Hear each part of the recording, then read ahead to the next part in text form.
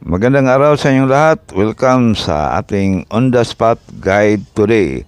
3D Lotto at STL. Sa ating STL mga bro, walang specific na lugar. Basta mayroong STL, pwede ninyong tayaan. Pero ang ating guide ay more on 3D Lotto. Kaya pakilike na lang at pakishare dito sa ating guide. Tutok lang kayo dito mga bro para sa ating on the spot sa 2 PM sa 3D Lotto at 11 AM naman sa STL. Yan ay konkursonada ninyong tayaan. 601 Rumble, 617 Rumble, 605 Rumble. Pili o pick up lang sa mga numerong kursonada ninyo. Pag hindi na on the spot, pwedeng tayaan ulit sa susunod na draw. Depende na lang yan sa inyong budget. Yan mga bro, paki-screenshot na lang. Huwag kalimutan ang ating guide kahapon o nung nakaraan baka mag-delayed. Kaya lagi ko nirekomenda balikan ninyo ang ating guide at mag-pick up kayo ng mga numerong kursonada ninyo.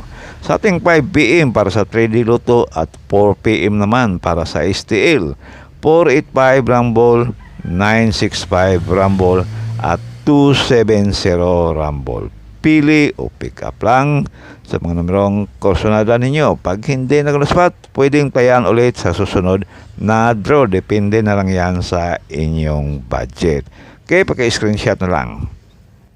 At para naman sa ating pang last draw, 8 PM, sorry mga bro 9 PM yan, 9 PM at 8 PM para sa STL.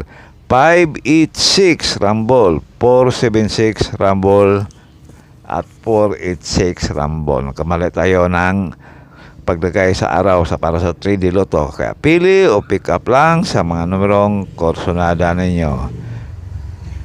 Yan ang ating pang last draw. Meron tayong pang eskalera mga bro kung kursonada ninyo ang ating eskalera guide.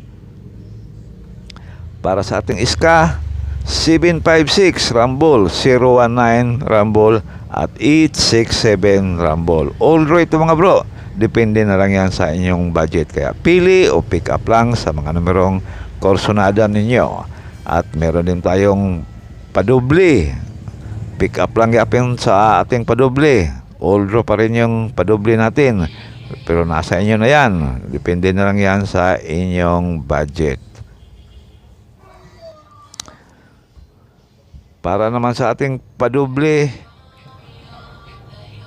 399 Rumble, 535 Rumble at 449 Rumble. All draw pa rin ito mga bro.